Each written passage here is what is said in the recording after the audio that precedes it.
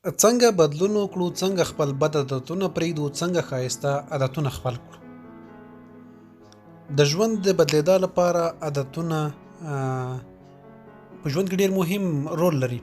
که مو ښه عادتونه لرل نو ژوند مو ښه دی، او که بد عادتونه لرل نو ژوند مو بد دی. همدا ډول د عادتونو په بدلېدا کې فکري بدلون ډېر ضروري دی. څومره مو چې فکر بدلون کوي هغومره به مو عادتونه هم بدلېږي. څېړنو ښودلې ده که تاسو 40 ورځې له یو بد عادت څخه د ځان خلاصونې لپاره 40 ورځې پراکټیس وکړئ، تمرین یې کړئ، هغه کار پرېږدئ، نو 40 ورځو کې تاسو یو بد عادت څخه خلاصېدلی شئ.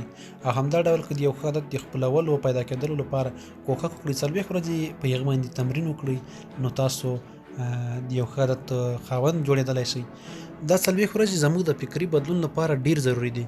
که موږ 40 ورځې خپل فکر وروزو، یو ښه تمرین ورکړو، نو زموږ فکر بدلېږي او زموږ فکر زموږ ژوند جوړوي.